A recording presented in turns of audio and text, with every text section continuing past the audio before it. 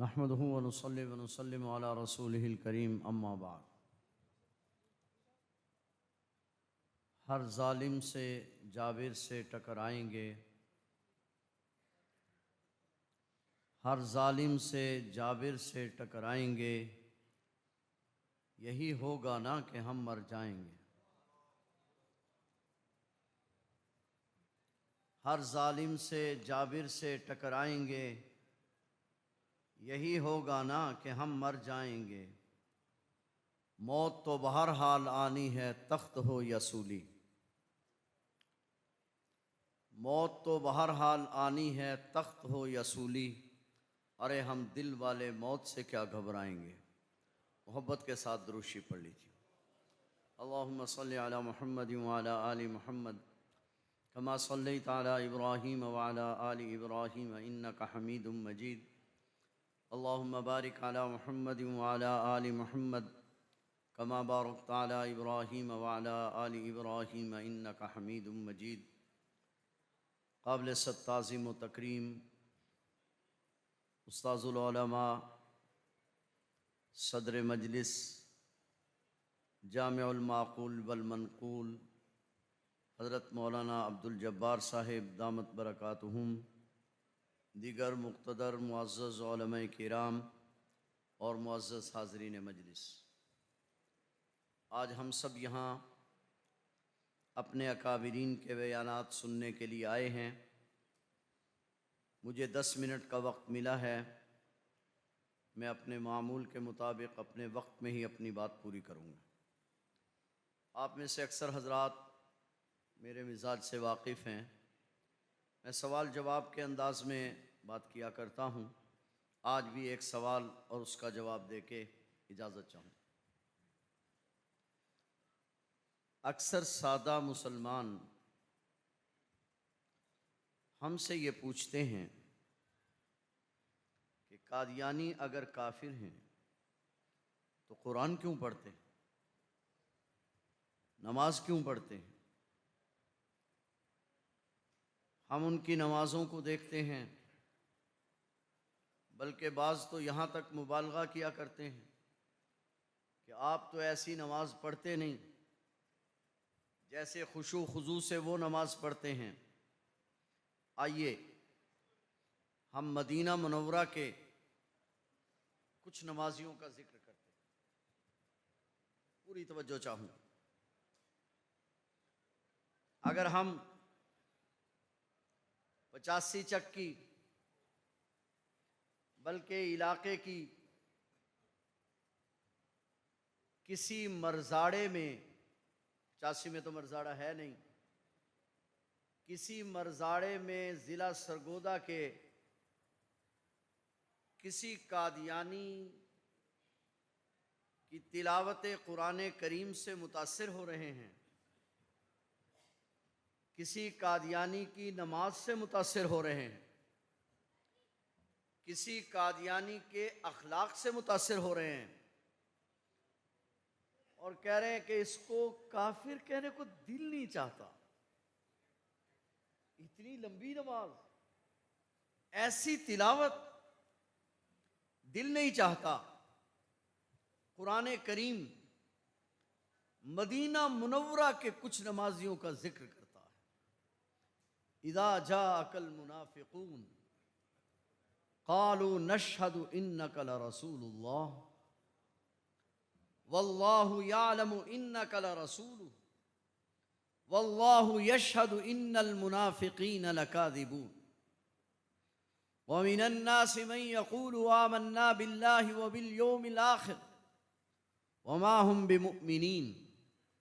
قرآن کہتا ہے کچھ لوگ ایسے ہیں جو کہتے ہیں ہم اللہ پر ایمان لائے، آخرت پر ایمان لائے، وما ہم بمؤمنین، اور اللہ کہتا ہے وہ مومن نہیں ہے، حالانکہ وہ کہہ رہے ہیں کہ ہم ایمان لائے، ایمان کا دعویٰ بھی کر رہے ہیں، مدینہ منورہ میں قرآن کریم کی تلاوت بھی کر رہے ہیں، تلاوت بھی، نماز بھی عام مسجد میں نا، مسجد نبوی میں عام امام کے پیچھے نہ، امام الانبیاء حضرت محمد الرسول اللہ صلی اللہ علیہ وسلم کے پیچھے. اور علماء نے ایک عجیب بات لکھی کہ اگر بیت اللہ کی سرزمین کو کھینچ کر پوری دنیا پر پھیلا دیا جائے اور پوری دنیا کے لوگ بیت اللہ کے اندر نماز پڑھیں اور پوری دنیا کے لوگوں کو عمر نو عطا کر دی جائے، اور یعنی یہ 950 سال تک پوری دنیا کے لوگ بیت اللہ کے اندر سجدہ کریں، پھر بھی اللہ کے نبی کے ایک سجدے کو نہیں پہنچ سکتے. پوری توجہ میری طرف رہے، میں ایک ہی بات صرف کرنا چاہ رہا ہوں. قرآن کریم ان نمازیوں کو جو مدینہ منورہ میں نماز پڑھ رہے ہیں اور نبی پاک صلی اللہ علیہ وسلم کے پیچھے نماز پڑھ رہے ہیں، قرآن کہتا ہے، وہ کہتے ہیں کہ ہم ایمان لائے مگر وہ ایمان نہیں لائے. سوال ہے، انہوں نے ایمان قبول کیا نبی پاک صلی اللہ علیہ وسلم کے ہاتھ پر،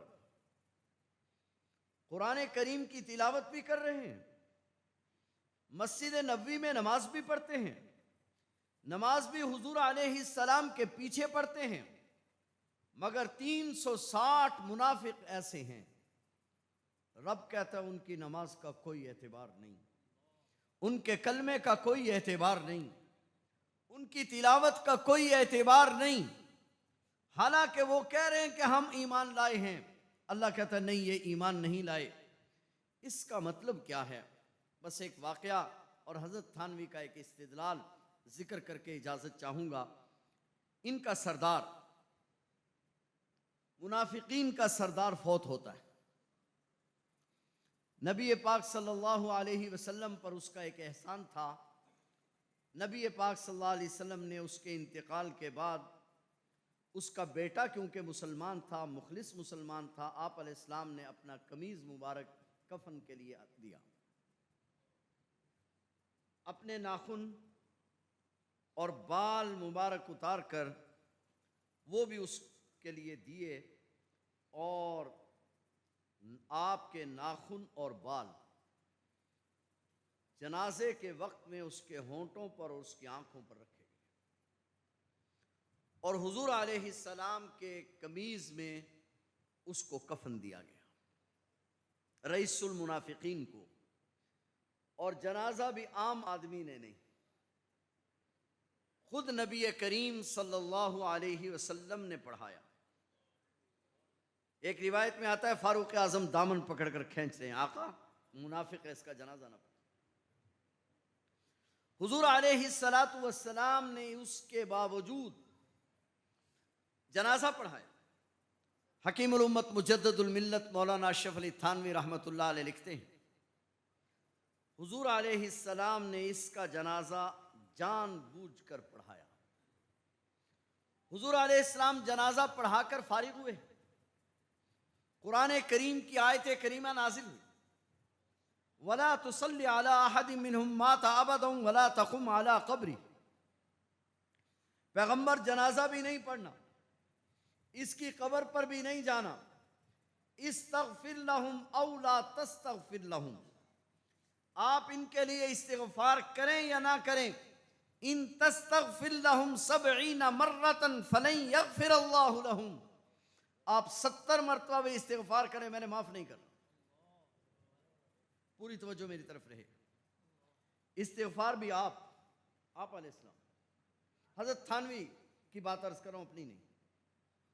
قمیض حضور علیہ السلام کا، جنازہ بھی حضور علیہ السلام پڑھا رہے ہیں.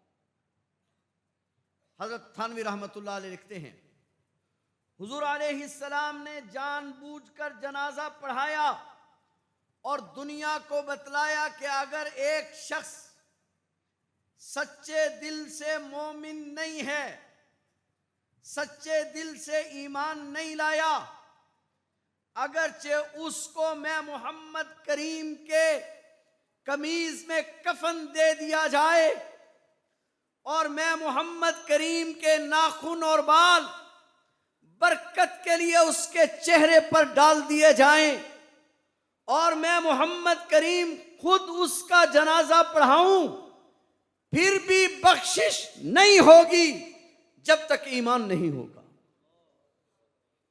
یا اللہ وہ ایمان کیسا ہے؟ کہہ تو رہے ہیں ہم ایمان لائے ہیں، کہہ تو رہے ہیں ہم ایمان لائے ہیں۔ ایمان لانے کی قرآن کریم نے ایمان لانے کا اصول بیان کیا ہے، فَإِنْ آمَنُوا بِمِثْلِ مَا آمَنْتُمْ بِهِ فَقَدْ اهْتَدَوْا۔ ایمان لانے کے لیے معیار ضروری ہے اور وہ ہیں اصحاب پیغمبر۔ وہ کون ہیں؟ جلدی بولیے، وہ کون ہیں؟ ایمان لانے کے لیے معیار ضروری ہے اور وہ معیار کون ہے؟ سارے بولیے، صحابہ کرام کون ہیں؟ حکیم الاسلام قاری طیب صاحب رحمۃ اللہ علیہ لکھتے ہیں حضور علیہ السلام سورج ہیں، صحابہ کرام فضا ہیں۔ پوری توجہ میری طرف رہے۔ سورج کی کرنیں جب سورج طلوع ہوتا ہے فضا پر پڑتی ہے، فضا سورج کی کرنوں کو اپنے اندر لیتی حتیٰ کہ اپنا وجود ختم کر دیتی۔ ہم جب آنکھیں کھولتے ہیں ہم فضا کی طرف دیکھتے ہیں، مگر فضا اپنا وجود ختم کر دیتی ہے۔ ہم دیکھتے فضا کو ہیں، نظر سورج آتا ہے۔ قاری طیب صاحب رحمت اللہ علیہ لکھتے ہیں صحابہ کرام فضا ہیں، حضور علیہ السلام سورج ہیں۔ صحابہ کرام نے حضور علیہ السلام کی کرنوں کو اپنے اندر لیا، اپنا وجود ختم کر دیا۔ اب ہم دیکھتے ابو بکر کو ہیں، مگر صداقت محمد کریم کی نظر آتی ہے۔ دیکھتے فاروق اعظم کو ہیں، عدالت محمد کریم کی نظر آتی ہے۔ دیکھتے عثمان غنی کو ہیں، حیا محمد کریم کی نظر آتی ہے۔ دیکھتے علی المرتضیٰ کو ہیں، شجاعت محمد کریم کی نظر آتی ہے۔ دیکھتے ہم صحابہ کو ہیں، چہرہ حضور کا نظر آتا ہے۔ غور فرمائیے، اللہ تعالیٰ نے معیار قرار دیا اصحاب رسول کو، اور اصحاب رسول کا معیار کیا ہے؟ کتبہ، میرا اشارہ سمجھنے والے سمجھیں گے۔ صحابی کون ہوتا ہے؟ جو دل سے ایمان لائے۔ کتب فی قلوبہم الایمان، اللہ کہتے ہیں میں نے ان کے دلوں پر ایمان لکھ دیا ہے۔ منافق اس کو کہتے ہیں جو ظاہر سے ایمان لائے اور دل سے ایمان نہ لائے۔ لہذا صحابی اور منافق دو متضاد سے پڑھتے ہیں مگر ہیں منافق۔ میں نہیں کہہ رہا، مفتی اعظم پاکستان مفتی محمد شفیع صاحب رحمۃ اللہ علیہ نے لکھا ہے کہ ہمارے زمانے کے قادیانی حضور علیہ السلام کے زمانے کے منافقین ہیں۔ میں نہیں کہہ رہا بابا، امام ابن تیمیہ نے لکھا ہے ہمارے زمانے کے قادیانی، امام ابن تیمیہ نے لکھا ہے ہمارے زمانے کے زندیق حضور علیہ السلام کے زمانے کے منافق ہیں۔ مفتی محمد شفیع صاحب رحمۃ اللہ علیہ نے لکھا ہے قادیانی زندیق بھی ہیں اور منافق بھی ہیں۔ میری گفتگو کا حاصل یہ ہے کہ منافقین نماز پڑھتے تھے؟ جی، ان کی نماز معتبر ہے؟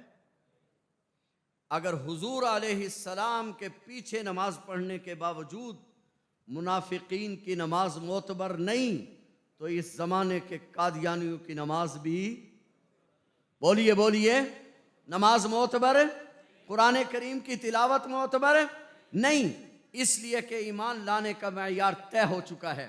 اور اس کے ساتھ ساتھ میں ایک بات اور کرنا چاہ رہا ہوں، بات میں کر چکا ہوں، صرف جوڑنا چاہ رہا ہوں کہ یہاں پر آج کچھ دجال ایسے ہیں میری بات کو سمجھنے کی کوشش کریں. کچھ دجال ایسے ہیں جو کہتے ہیں کہ صحابہ کرام میں 12 منافقین تھے. سمجھ رہے ہیں میرا اشارہ یا نہیں سمجھ رہے؟ جو کہتے ہیں صحابہ کرام میں نعوذ باللہ 12 منافقین تھے. غور فرمائیے، صحابی اس کو کہتے ہیں جس کے دل میں ایمان ہو، اور منافق اس کو کہتے ہیں جس کے دل میں ایمان نہ ہو. بات سمجھ رہے ہیں یا نہیں سمجھ رہے؟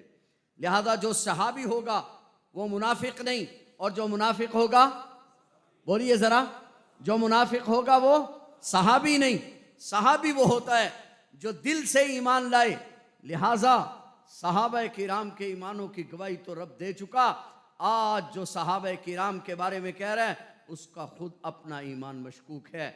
آج میں اپنے نوجوانوں سے درد دل کے ساتھ کہوں گا، ایسے سکالروں سے بچو،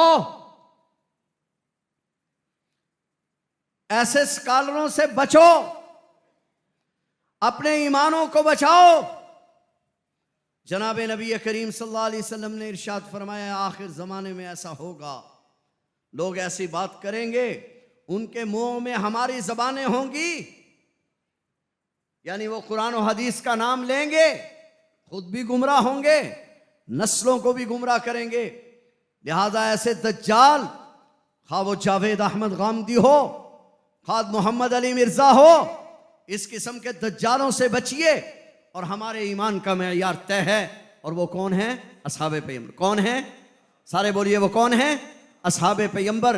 لہذا اصحاب پیغمبر کے راستے پر چلیے، اور وہ راستہ متعین ہے، وہ اہل السنت والجماعت کا راستہ ہے. یہی ہماری دعوت ہے، یہی ہمارا پیغام ہے. یہی اس سوال کا جواب ہے کہ قادیانی نمازیں تو پڑھ رہے ہیں، قرآن کریم کی تلاوت تو کر رہے ہیں، اگر حضور کے پیچھے نماز پڑھنے کے باوجود منافق کی نماز قبول نہیں تو میرے پیچھے پڑھنے کے باوجود قبول ہو جائے گی؟